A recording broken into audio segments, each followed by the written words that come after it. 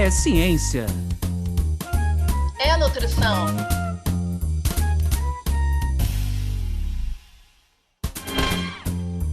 É nutrição. É ciência. Ciência Da nutrição.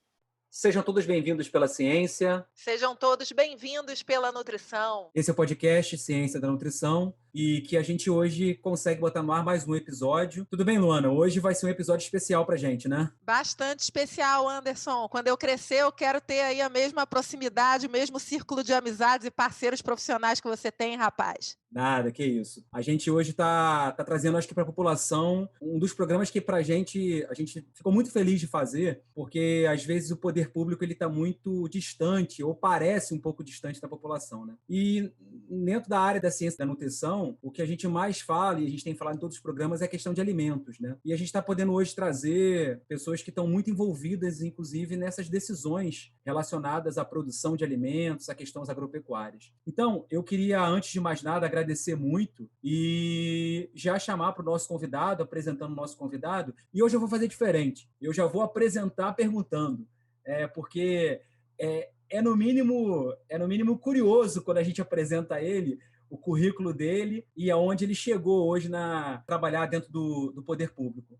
Hoje, então, o nosso convidado é o Dr. Paulo Renato Marques, que hoje é presidente da Pesagro, e eu vou até pedir para ele explicar um pouquinho para a gente, né, o que é a Pesagro. Mas antes que ele explicar, Paulo, eu queria entender um pouquinho como é que você chegou, né, dentro de presidente da Pesagro, porque lendo seu currículo, você é graduado, né, em Engenharia Naval, mestre em Ciência Política e Relações Internacionais e doutor em Psicanálise e Sociedade, ou seja, uma formação bem ampla, bem complexa, que eu acho que te deu muita base para você chegar hoje e exercer esse cargo da presidente da Pesagro. Mais uma vez, Paulo, prazer aí, obrigado pela sua disponibilidade. Obrigado, Anderson.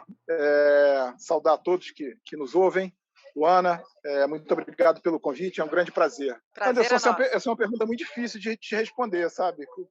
A vida, às vezes, leva a gente por um monte de caminhos aí, por vários caminhos que a gente não imagina que vai acabar neles, né? Eu entrei na agricultura já tem bastante tempo, eu sempre estive na área de administração, e lá no início da década de 2000, eu era do mercado financeiro, da administração de grandes empresas, e eu fui convidado para fazer administração judicial da Parmalat. E aí eu entrei no setor agro, não conhecia e, eu acabei por aí, né? Fiquei muitos anos no leite e acabei migrando e cheguei na Pesagro. Passei pelo desenvolvimento econômico, né? Estive à frente de desenvolvimento econômico do estado do Rio de Janeiro e hoje estou na Pesagro desde 2019. É muito interessante, a Pesagro é uma empresa que tem 46 anos, é uma empresa pública de desenvolvimento do setor do agro do Rio de Janeiro, desenvolvimento e pesquisa do setor do agro do Rio de Janeiro. E ela tem algumas particularidades. Ela faz toda a parte de controle de saúde animal, ela faz a parte de controle de alimentos e pesquisas de uma forma geral. Então, por exemplo, nós somos a única empresa que fazemos análise de raiva de herbívoros, né? A gente faz também de cão e gato, mas a gente faz, além disso, controle de todas as zoonoses. E agora ganhamos o CISB do Ministério da Agricultura, né, do MAPA, e isso deu um upgrade grande na Secretaria de Agricultura. E a Pesagro, ela, através dos seus laboratórios, ela está sendo laboratório oficial da análise de alimentos, né? Então, a Pesagro ela está em 8 municípios, a gente tem 12 bases e faz desde a produção de sementes, a produção de, por exemplo, de mudas nativas, a gente faz toda a questão da saúde animal, a gente faz toda a questão de controle de alimentos, fazemos a produção, por exemplo, de embriões, que é uma coisa que a gente vai ativar muito agora, análise de solo, análise de água, por aí vai. Tanto que hoje estávamos aqui na Embrapa discutindo exatamente essa questão de análise de solo, que a gente acredita que seja a base de todo o desenvolvimento do agro no Rio de Janeiro, né? No Brasil. Isso é até um programa nacional da própria Embrapa. Então, a gente está aqui discutindo essa questão e que a gente acha muito importante, né, estar desenvolvendo isso em conjunto com eles, né? A gente está reativando o nosso laboratório de solos agora, no mês que vem, para oferecer mais esse produto que a gente acha que seja fundamental para o desenvolvimento do agro. Enfim, a Pesagro é uma empresa que tem um conhecimento muito grande, acumulado, é uma empresa que tem 14 doutores e 25 mestres, uma empresa com 250 funcionários, e que eu acho que a gente pode oferecer muita coisa ao produtor e, enfim, contribuir muito para o crescimento do setor agro no estado do Rio de Janeiro. Paulo, nossa, quando a gente chama um convidado bom é assim, né? Ele já responde aquilo que provavelmente a gente ia perguntar e só aumenta a admiração aí que eu certamente já tinha pela Pesagro. E aí, Paulo, eu queria te falar o seguinte, eu tive o prazer de visitar o site de vocês e fiquei encantada com os vídeos, com a videoteca que vocês têm lá. Eu acho que nós, instituições, no geral, de apoio ao governo, públicas, a gente tem essa função, essa missão, né, de chegar na ponta, de mostrar esse serviço e esse apoio à população, né? E me chamou muita atenção um vídeo que eu vou falar para você aqui, que traz a seguinte frase no início lá, o vídeo de vocês, né? Você ainda pensa que a vida rural é o oposto da modernidade humana? É a hora de rever os seus conceitos. O vídeo começa assim e eu achei forte e achei ótimo, né? E aí, com esse embalo, eu queria te perguntar, assim, um pouquinho, né, dos nossos ouvintes lá, né? Tem como produzir mais, produzir com qualidade, alimentos e todas as questões que você falou relacionadas a solo e água, com tecnologia, com toda essa modernidade que você também falou, mas preservando o agricultor familiar, preservando os pequenos produtores, com esse olhar de sustentabilidade mais ampliado, né? Então, me diga aí o que você acha disso, que eu me inspirei demais no começo de um dos vídeos de vocês. Parabéns mais uma vez. O Rio de Janeiro ele é sui generis nessa questão. Por quê? Porque é o segundo estado menor da federação, né? A gente tem a maior população urbana do Brasil, a maior, né? 97% da população do estado está na região urbana, 3% apenas está na rural. A gente tem o segundo PIB do país, pela produção principalmente de óleo e gás, mas a gente tem um grande compromisso de fomentar o desenvolvimento do agro, porque a gente é um grande consumidor, obviamente, de alimento, e que essa missão de levar esse desenvolvimento do agro, ela não pode ser ofuscada pelo fato da gente ser um grande produtor de óleo e gás e a gente efetivamente viver só disso. Até porque essa produção de energia a gente sabe efetivamente que é finito, então a gente tem que deixar alguma coisa para a posteridade, digamos assim. Só que aí a gente tem alguns modelos. Eu, particularmente, tenho um modelo que eu gosto muito de inspirar, que é a Holanda. A Holanda tem o mesmo tamanho do Rio de Janeiro, que a gente tem uma área muito semelhante, e no ano de 2019, a Holanda exportou a nível de agro, de produtos de agro, alguma coisa maior do que o Brasil exportou em termos de dinheiro. Então, no mínimo, um exemplo muito importante para a gente seguir. Isso só serve para mostrar para a gente que a nossa missão no agro é produzir produtos de valor agregado. Então, dentro dessa linha, a gente tem que empregar tecnologia, a gente tem que empregar produtividade, e é essa missão que nós temos na Secretaria de Agricultura para promover esse tipo de ação, né? Então, não adianta, a gente não é uma fronteira agrícola como é Mato Grosso, a gente não produz soja e nem produz cana como produz São Paulo, como produz Mato Grosso, mas a gente pode produzir produtos diferenciados de alto valor agregado, por exemplo, como o arroz negro que a gente produz em Campos, né? Ou uma soja orgânica, ou produtos dessa natureza que vão fazer do Rio de Janeiro uma agricultura de valor agregado. Então, eu diria o seguinte, respondendo a nossa missão, a gente tem que ter esse olhar diante das conjunturas que a gente tem.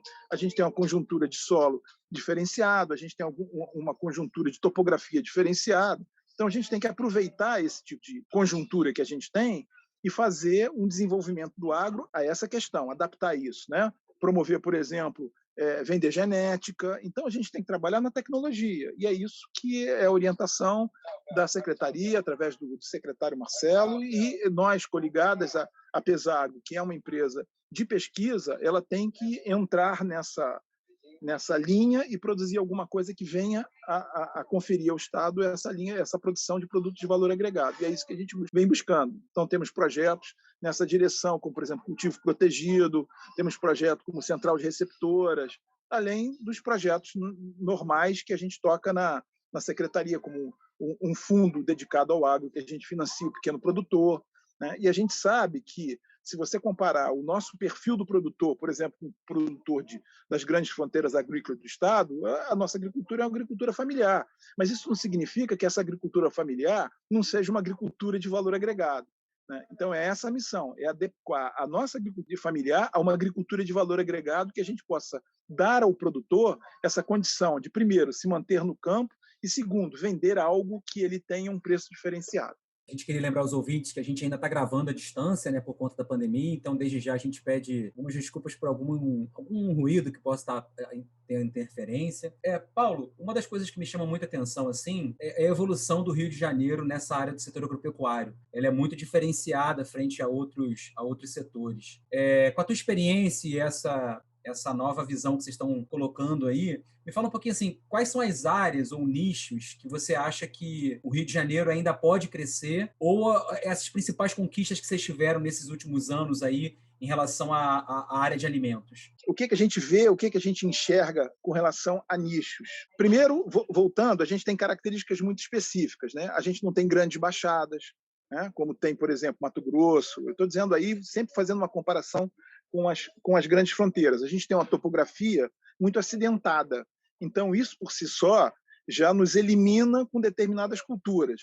Então, o Rio de Janeiro, tradicionalmente, ele está muito em cima da pecuária, está em cima, se você for para o norte do estado, a gente viveu uma grande fase de cana no norte, né? Então, por si só, o estado do Rio de Janeiro ele já elimina muitas culturas, né? Analisando a questão da produção do agro mesmo, né? Então, a gente está muito em cima da pecuária, a gente está muito em cima da produção, por exemplo, de horti e de flores, e agregar a isso outras culturas que a gente possa crescer na valorização dos produtos, ter produtos de mais qualidade, ter produtos de valor agregado, né?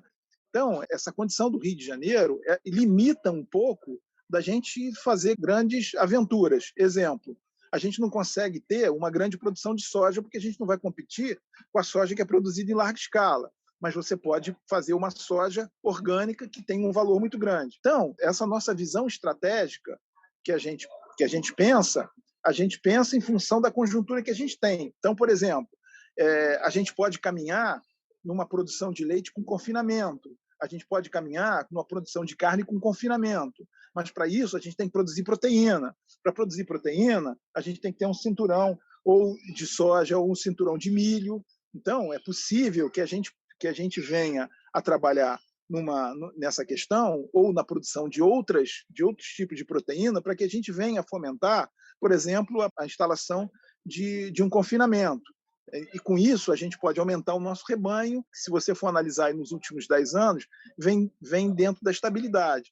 Então, esses saltos de qualidade que a gente imagina para o Rio de Janeiro, eles vão se dar dentro daquilo que a própria conjuntura, a própria condição do Estado, como topografia, como solo e como a própria definição do tipo de agricultor que a gente tem, de agricultura familiar, nos permite. Entendeu? Então, é importante que, se você analisar, a gente vai viver muito em função do leite, da produção de leite, que emprega mais de 500 mil pessoas no campo, né? E na produção de carne. Então, a gente tem que trabalhar muito na questão da genética, isso é fundamental, trabalhar na questão da genética, a gente tem que produzir uma genética melhor, a gente tem que produzir mais leite, e mais leite com produtividade, até porque a gente não tem grandes áreas, e trabalhar nas culturas de valor agregado. Então, a gente está imaginando isso, né? Agora, obviamente, tem outros desafios, por exemplo, as hortas urbanas. A gente tem uma região metropolitana muito densa, mas existem áreas que podem ser produtivas nisso. Então, aí a gente pode aí entrar com cultivo protegido, que a gente propicia que haja culturas com baixa qualidade ou com baixa quantidade de água, com um controle ambiental. Então, isso dá produtividade. Então, a gente tem que usar muito as condições que a gente tem e criar com relação a isso. Então, ver o que o mundo faz diante dessa condição que a gente tem, de solo, de ocupação urbana, de água, enfim, e da própria conjuntura de uma forma geral. Eu penso que essa é a visão que está norteando a nossa estratégia. Nesse espacinho do podcast, eu venho dar uma dica de ouro para vocês. No site da Pesagro existe uma videoteca com vários vídeos e vários assuntos extremamente necessários. Alguns deles são técnica de plantio, alternativas ao agrotóxico e a saúde dos agricultores. Vale a pena acessar o site da Pesagro e conferir. Vocês encontram em pesagro.rj.gov.br/videoteca. Também estou aqui com o nosso diretor técnico da Pesagro, que é o Silvio Galvão. É só apresentá-lo aqui.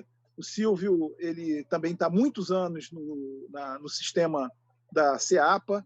Ele já foi diretor da Pesagro, já foi presidente da Pesagro e agora está aqui na equipe, na direção técnica e com a missão da gente dar um impulso, principalmente nessa questão de análise de alimentos, né? Então, é só para... A gente está com o time completo hoje aqui. Foi bom porque a gente aproveitou todo mundo para participar e é um enorme prazer estar com você, Anderson. Você é uma figura super importante para todos nós e é muito importante a gente estar junto aqui.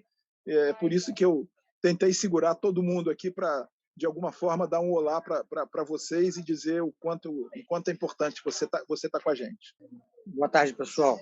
É sempre uma oportunidade muito bacana de estar aqui destacando a importância da agropecuária e de todo esse setor em relação à parte econômica e ambiental do Estado do Rio de Janeiro.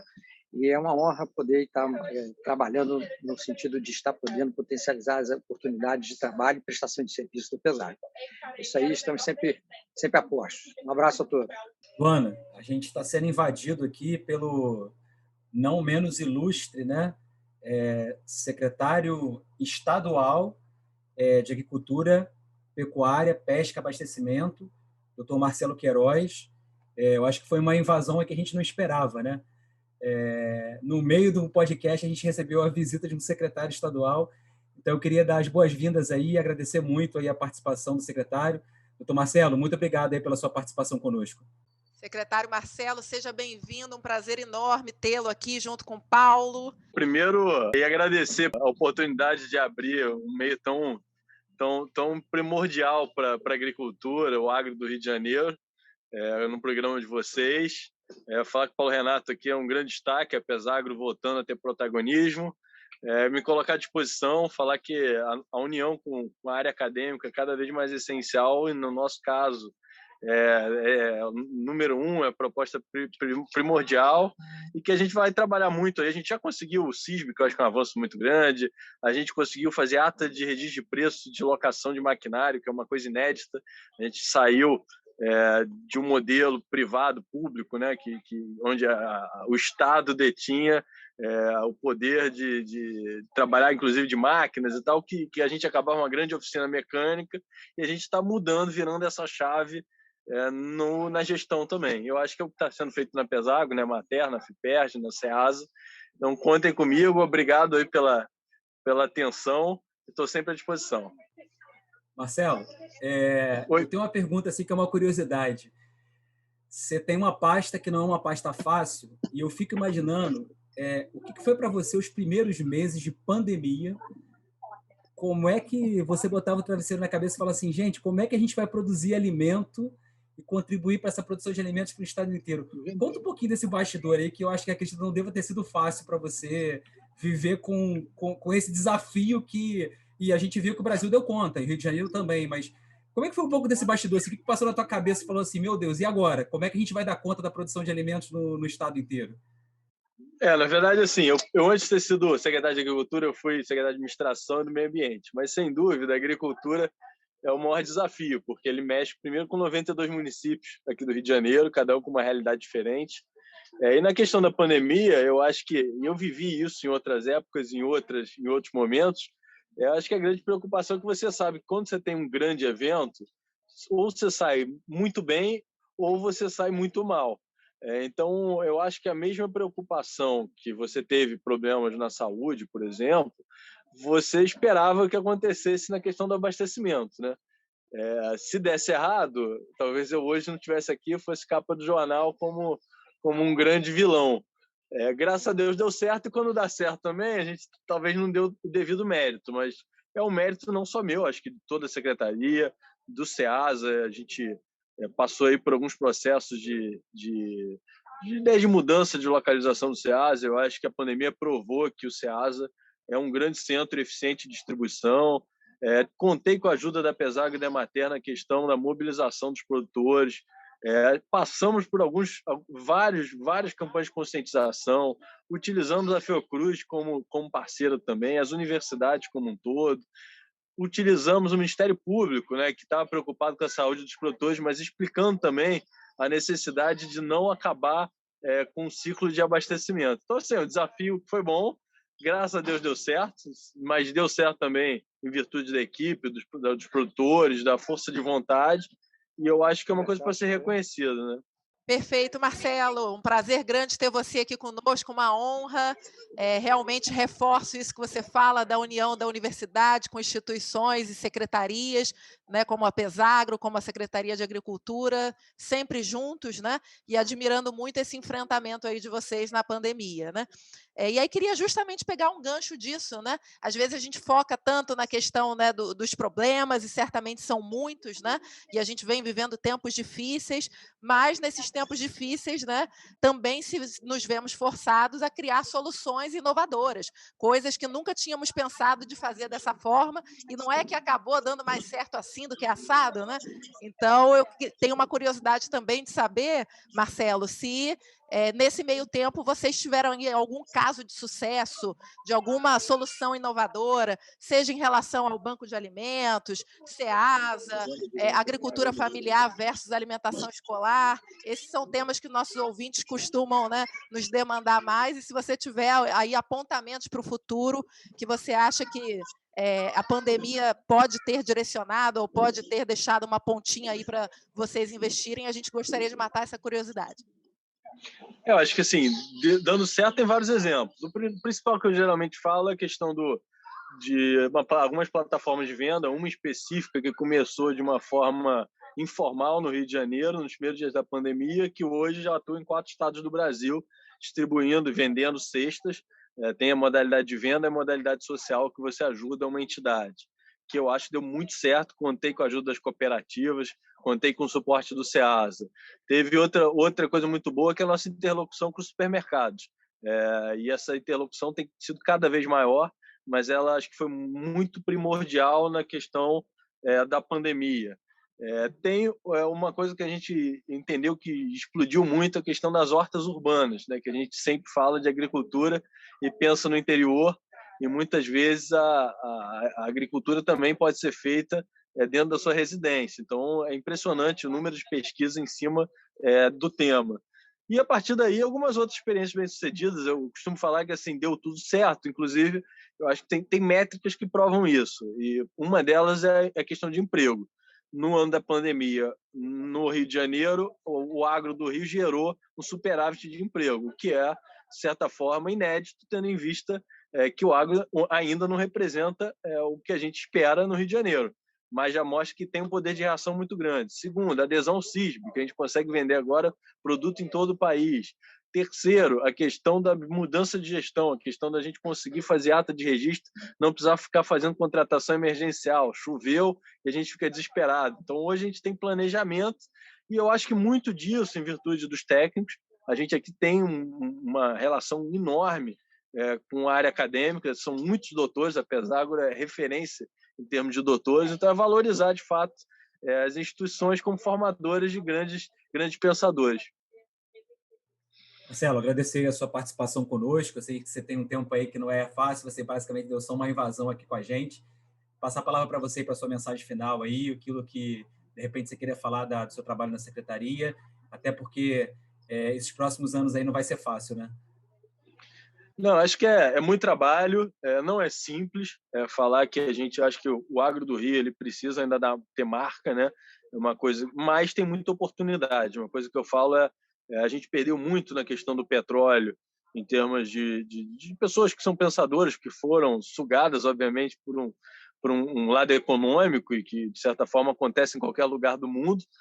Mas eu acho que a oportunidade do agro do Rio de Janeiro é gigantesca, a gente tendo em vista que a gente tem um mercado consumidor muito perto da produção, e que a gente precisa das pessoas que saem das universidades, dos empresários, olhando o agro como um potencial investimento, E eu acho que todos os dados provam isso. E agradecer mais uma vez, acho que esse tipo de debate, como vocês estão fazendo hoje, é muito importante, porque eu acho que o nosso grande desafio, a gente tem conseguido muito isso, é começar a tornar o agro no Rio motivo de roda de discussão nas universidades, nos jornais, nos artigos, em tudo. Tá bom, gente? Muito obrigado. Contem comigo, vocês estão convidados para visitar a gente lá em Niterói.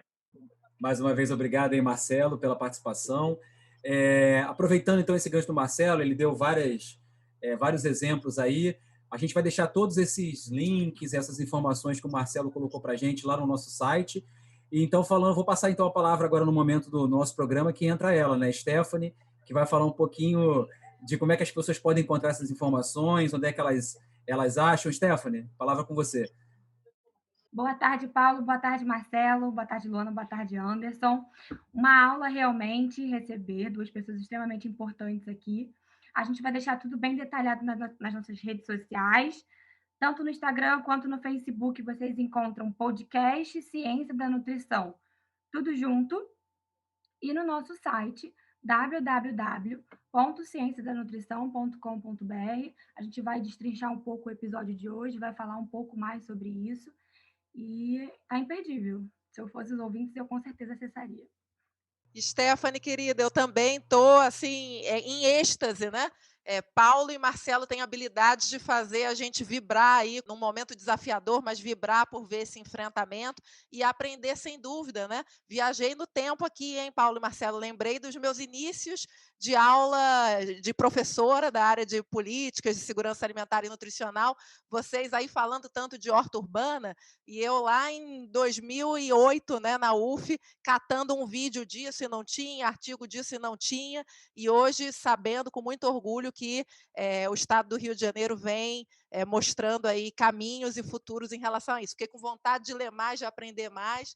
Muito obrigada pela fantástica troca que a gente teve com vocês. Fale aí, Anderson. Paulo, a gente está chegando, se encaminhando para o finalzinho do nosso programa, e sempre no final a gente pede para o convidado para falar um pouquinho de uma imagem, ou talvez de uma história, e que marque, de repente, um pouco essa temática que você trabalha. Então, eu queria que você colocasse então, para os nossos ouvintes assim, o que mexe com você, o que no dia a dia, você olhando lá o alimento que é produzido e que você tem uma responsabilidade muito grande de olhar a questão da pesquisa, de olhar a questão da certificação. Talvez as pessoas não entendam quão é responsável, né, essas atividades. Que você colocasse um pouquinho, então, uma imagem, uma história que contasse um pouco, que representa isso tudo que você faz. Anderson, bom, você estava falando aqui, eu estava, enfim, a gente vai viajando, né, naquilo que a gente tem vivido todos esses anos na agricultura. Você me permita colocar uma questão que é óbvio que tudo hoje depende da pesquisa. Eu acho que essa pandemia mostrou o preço do conhecimento, né? A gente viu que o mundo vive do conhecimento, né? A gente viu que a coisa mais cara é o conhecimento. Está aí o conhecimento na vacina, e a gente conta no dedo os países que produzem vacina, que criaram vacina. Então, eu acho que isso é uma prova cabal de que, efetivamente, a gente vive a era do conhecimento. Então, isso vale para o agro, vale para qualquer coisa. A gente vive no agro, né?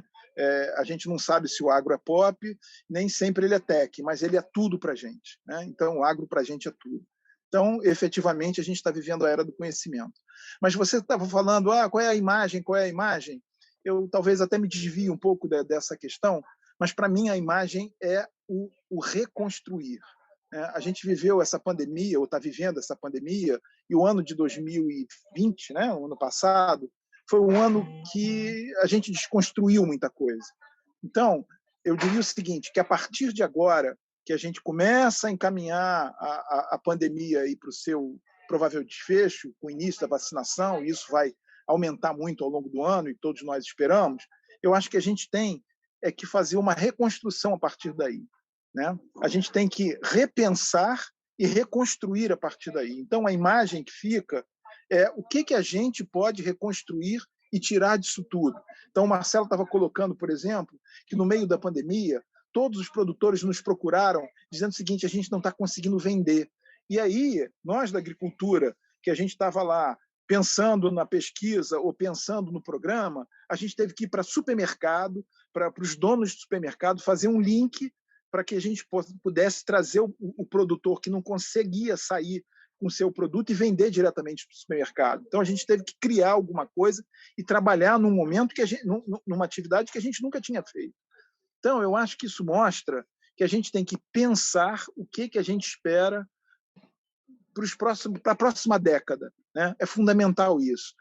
Com toda a questão da conjuntura política, com toda a questão da crise econômica, mas, independente disso, eu acho que a gente tem que ter a clarividência e imaginar o seguinte: e o dia seguinte disso tudo?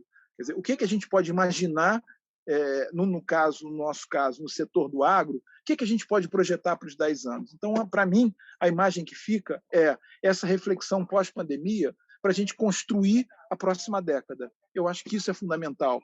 Pensando no produtor, pensando na nossa conjuntura, né? O que a gente vai fazer a partir de agora? Na minha opinião, se você me permita, o Anderson e Luana, é a imagem que eu gostaria de dizer. E aí?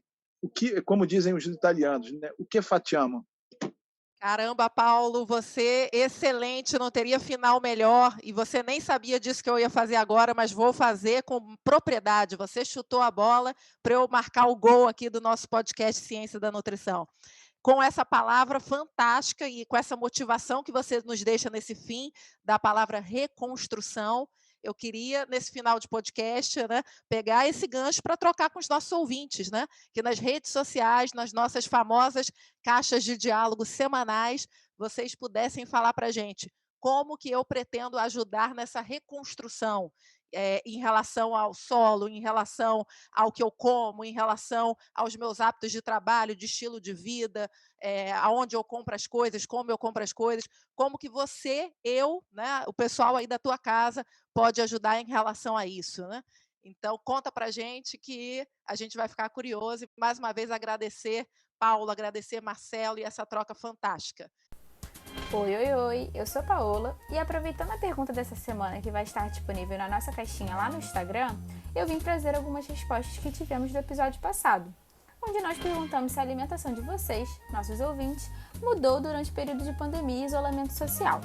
Um dos nossos ouvintes respondeu que sim, a alimentação mudou para pior, com alto consumo de industrializados, enquanto uma outra ouvinte respondeu que começou a consumir muito mais fast food e pedir comida por delivery. Olha que curioso, como quando tudo ao nosso redor muda, a alimentação também é afetada. Você quer participar dessa interação também? Então não perca a caixinha com a pergunta mencionada anteriormente pela Luana, que vai estar lá no nosso Instagram, e participe! Vou passar a palavra para o Anderson. Os nossos ouvintes já estão escutando a musiquinha de fundo, né? Isso quer dizer que, infelizmente, o nosso papo está chegando ao fim. Eu queria agradecer muito ao secretário de Agricultura, que esteve aqui conosco, né, nessa invasão não esperada.